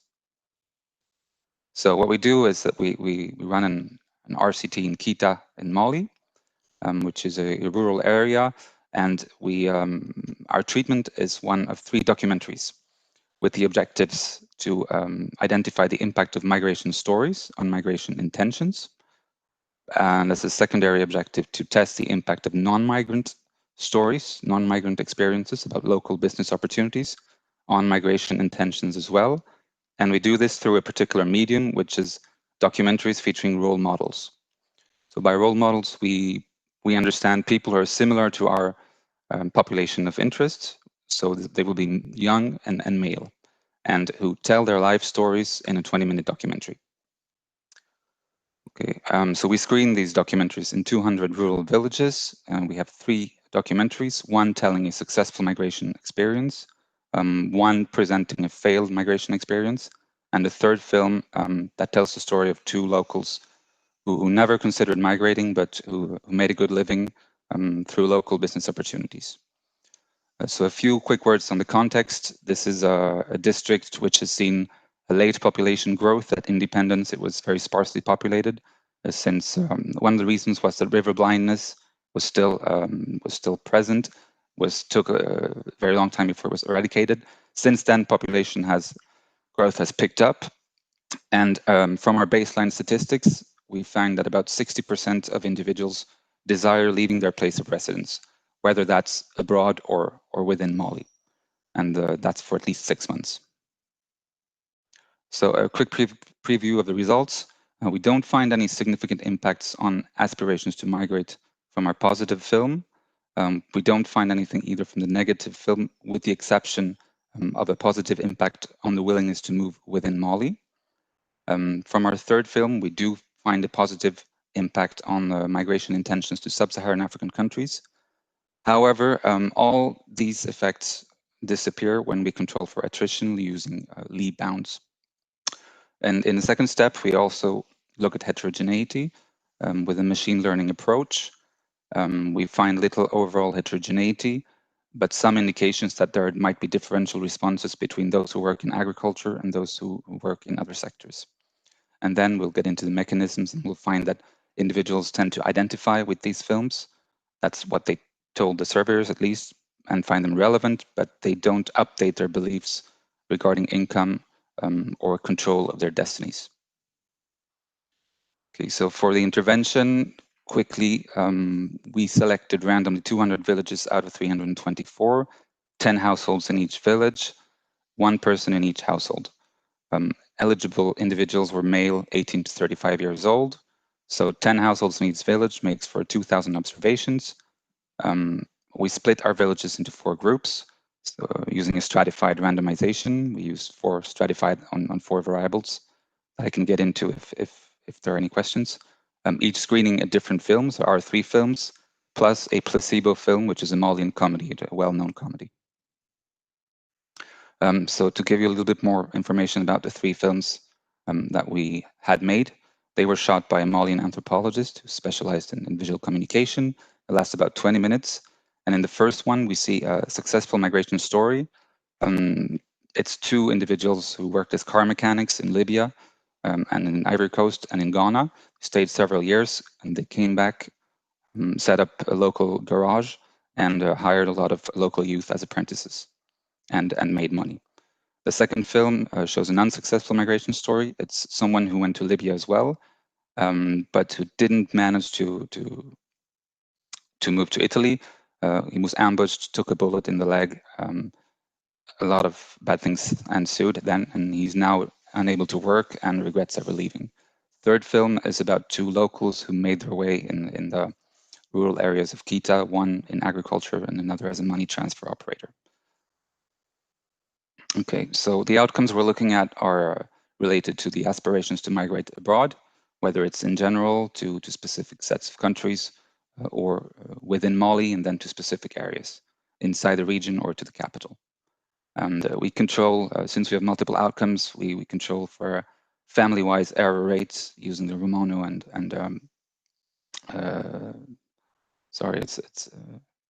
Romano and Wolf correction. I'll show just one table to see how balanced the different groups are or not. They seem to be quite balanced. Only in one individual characteristic, symptoms of depression, is there a significant difference between a control group and the first film. There's a concern for attrition in this case, since what we're looking at is aspirations to migrate. We might have selective attrition if people actually respond to our treatment by migrating. And in that case, those individuals will disappear, and that will lead us to underestimate the impact of the film. We find overall very low attrition bias. We managed to re-interview about 90% of the individuals from the first round. And the attrition rate is not different between films. Sometimes it does seem to be correlated with the treatment. So there might be cause for concern, which is why we try to deal with it using two methods: the inverse probability weights, which will deal with attrition due to observables, and also the sharp bounds introduced by Lee in 2009. In the second step, we use a machine learning method to study heterogeneity. Why? Because machine learning methods avoid ad hoc definitions of relevant ways of splitting the sample. So we don't need to add hundreds of interactions, and there's no suspicion of us picking out, there's less suspicion of us picking out the relevant interactions. The method we use is the causal forest algorithm by Athay and Imbens. It's a fairly recent algorithm that provides individual treatment effects with asymptotic confidence intervals, and it's based on the random forest algorithm, which I probably don't have enough time to go into, but it's growing a number of trees, and then observations trickle down in each tree to a final node. And since you have a lot of trees, you can have a normality, asymptotic normality invariance. So here are our main results. So as I stated in the preview of the results, we don't see a lot of significant impacts. Only the two ones. The non-migrant documentary shows a positive impact from migration to sub-Saharan Africa. The negative migrant documentary shows a positive impact on migration intentions to the capital, Bamako. And when we use Lee bounds, which provide an upper and a lower bound to our average treatment effects, we can see that the ATEs in all cases, zero is in all cases comprised between the lower and the upper bound. Looking at heterogeneity, the individual treatment effect distributions and the resulting ATEs that we can find suggest no significant impacts of our treatment on aspirations to migrate. I'll show graphs for the first film and for three outcomes: international migration, internal migration, and migration to sub-Saharan Africa. But whatever the film and whatever the outcome we're considering, the average treatment effect from the machine learning algorithm is not significantly different from zero. There are a couple of indications of how to perform omnibus tests for heterogeneity, for overall heterogeneity, and we do the one that's recommended by the authors of the algorithm question. It suggests little overall heterogeneity. It doesn't mean, however, that there's absolutely no heterogeneity, and we might want to investigate further. So a natural question to ask is, how do we detect which variables are most associated, are most determining the individual treatment effects? And one way of doing that is to order our observations by quintiles of their estimated ITEs. And then we just examine the descriptive statistics for each quintile and test for heterogeneity on candidate variables. So what we did concretely was that we developed a table like this with the quintiles of the individual treatment effects, and we looked at the cases where our variables were monotonically increasing or decreasing in ITE quintile. This was the case for about 10 variables, and then we went on to do a test for heterogeneity for those 10 variables. And the only thing that came out of that was that there is a differential treatment response in terms along the occupational dimension. Specifically for farmers, we found no impact of our treatments. But for non-farmers, we found that the first film increases migration aspirations abroad by 0.17 percentage points. So lastly, to say a few words about the mechanisms. Did our films modify beliefs and behavior? We thought of three different kinds of modifications that could be relevant. First, transfer of information. We find, however, that there's no impact on expected earnings at various destinations, whether it's local earnings or earnings in the Ivory Coast or in France. We don't find anything on the aspirations in terms of living standards either. And these aspirations are measured through an index taking account housing, wealth, income, and social status. Then we look at whether or not these individuals identified with the locals who are being portrayed in these documentaries, with the role models from our documentaries. And on average, people who saw a film related to migration or related to business opportunities did find it more interesting than the Malian comedy, which is reassuring, and did find it relevant for their personal projects. However, looking at the impact of our films on locus of control, which to give a quick definition is the degree to which one believes that one controls one's own destiny, rather than it being a matter of fate. We find no impact on that either. So to sum up, how should we interpret these results? One way of interpreting them, and first of all, they're quite coherent with previous results in the literature and information provision in a migration context. It's, however, the first study to try to deliver such information using role models, using documentaries, which is close to what multilateral organizations such as the EU are trying in sub-Saharan Africa. One interpretation of our results, or our lack of results, is that the belief in returns to migration in our population are so important that even if there's updated beliefs about migration risks or local opportunities, returns to local opportunities, that doesn't mean they're not sufficient to make them switch. We've also seen that the baseline feeling of locus of control, the degree to which one controls one's destiny, is very low.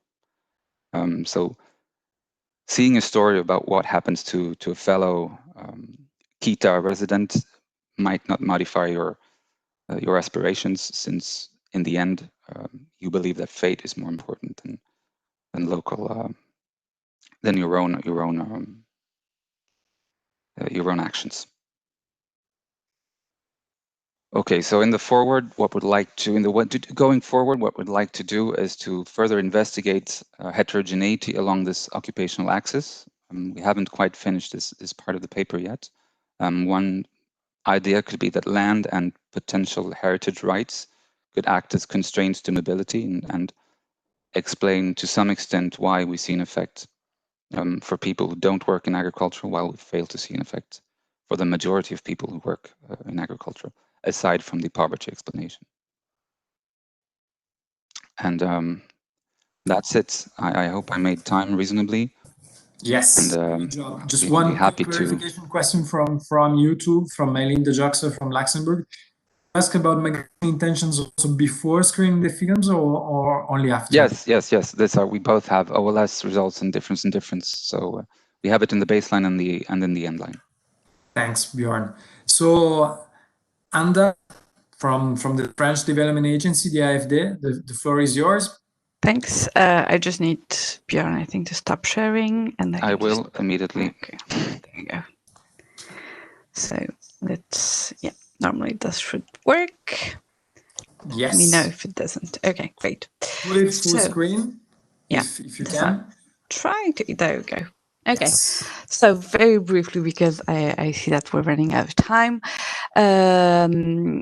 Well, of course, I like the paper because not only talks about aspirations, which is something we know less about, but also it's quite policy oriented, and it's along the lines of what we are seeing more and more in the institutional and policy world of migration, which is the increase in information campaigns, and we have very few information about that.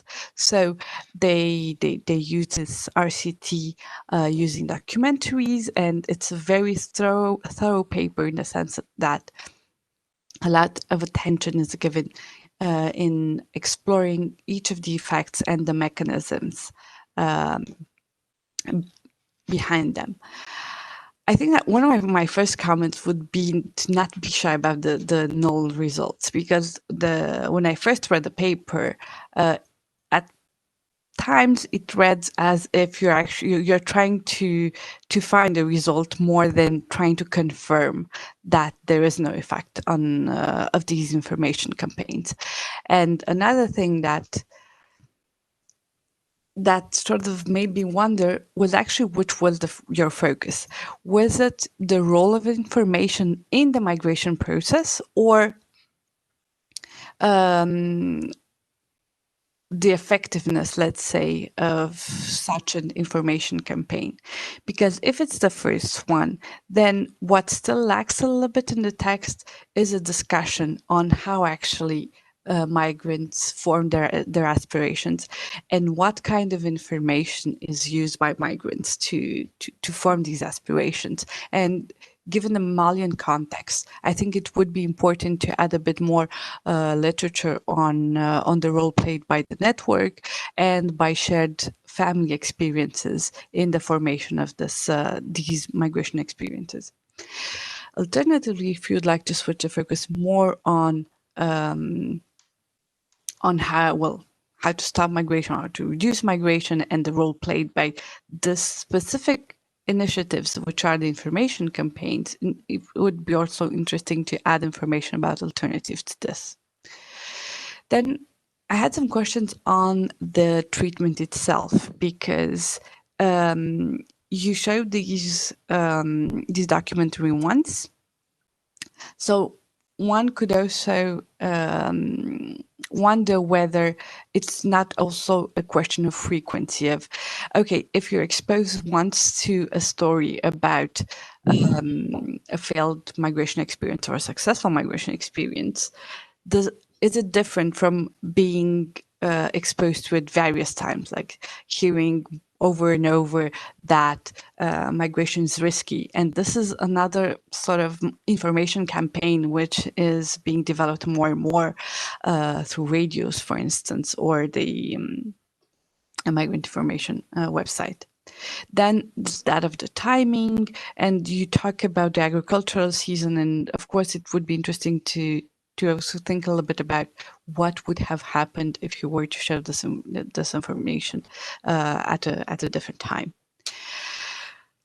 I was also wondering about this issue of internal migration and international migration, because you explored the differences and you try to look on whether exposing potential migrants to information can change their aspirations between going internationally or going internally.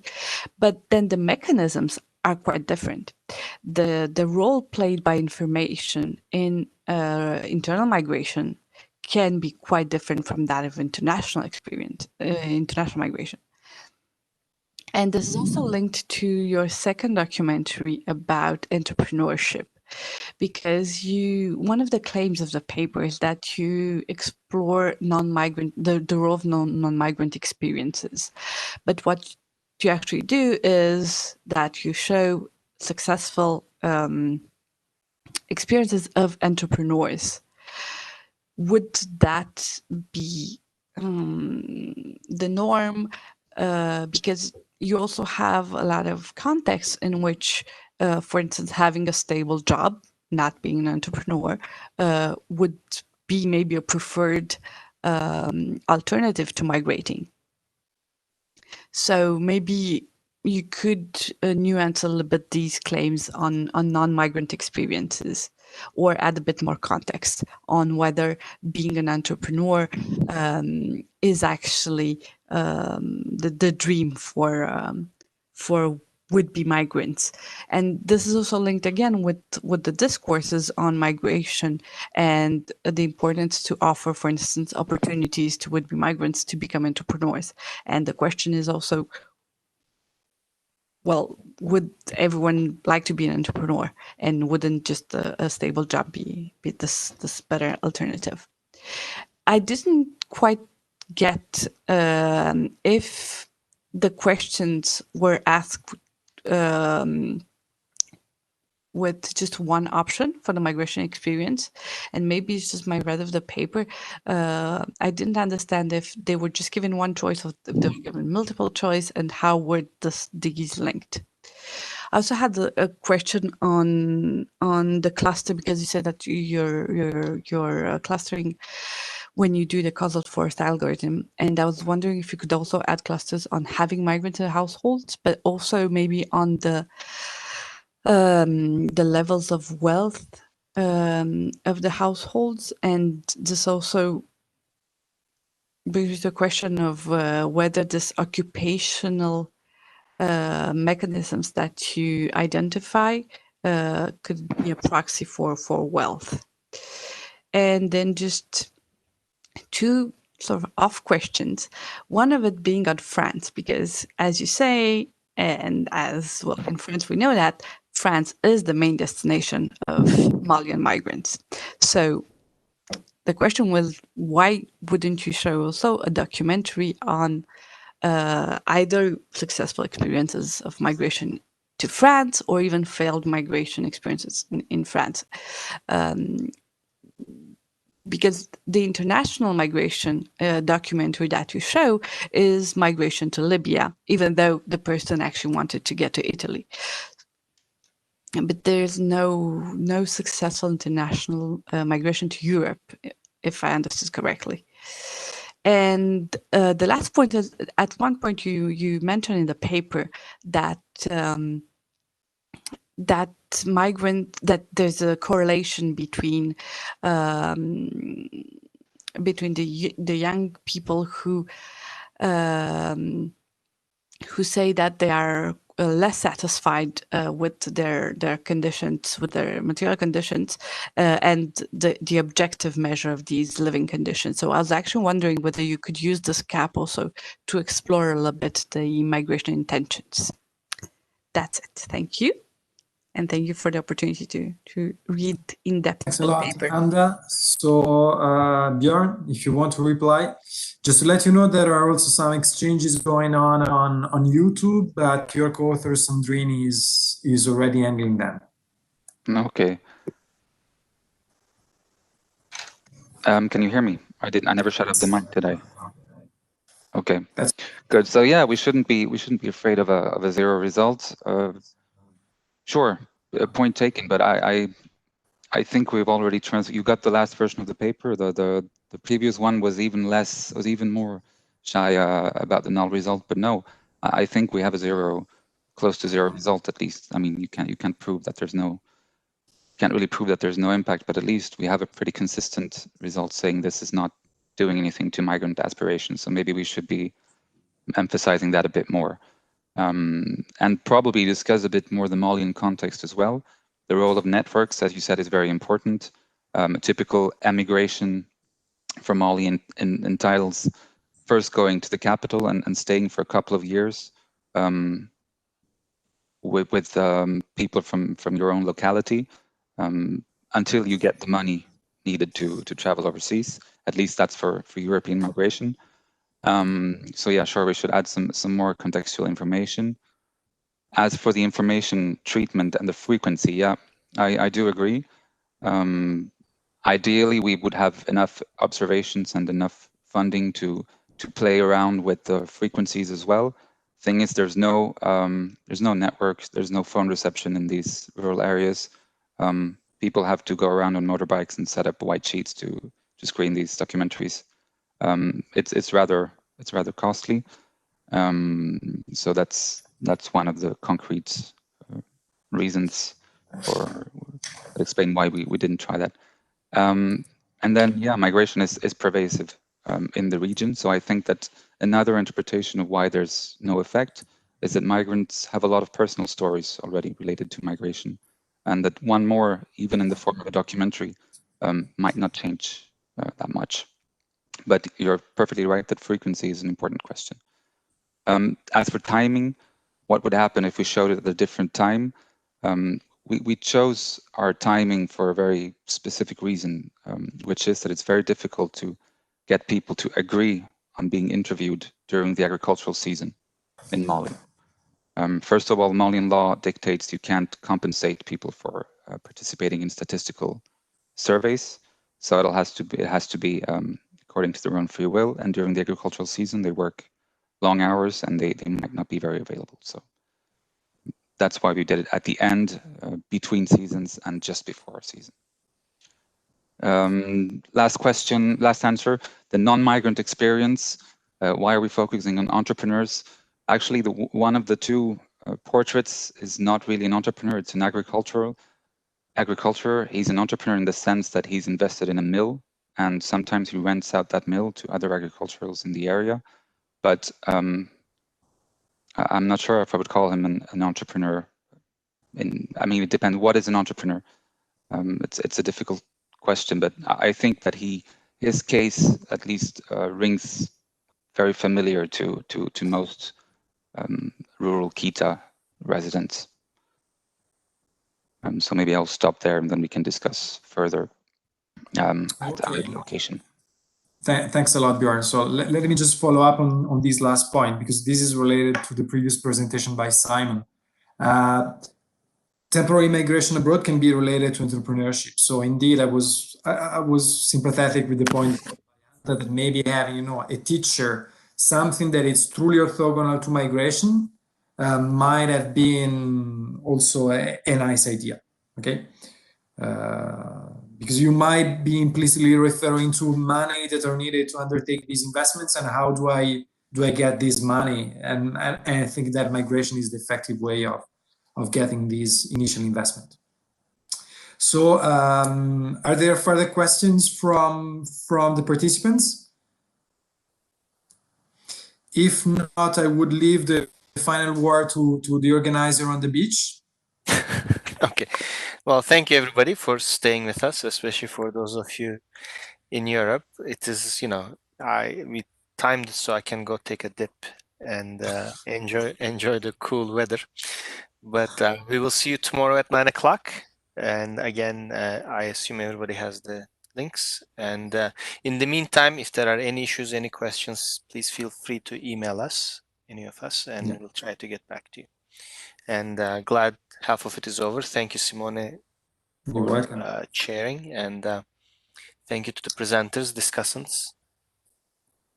Thank you. See you online tomorrow. Okay, see you. Bye-bye. Bye.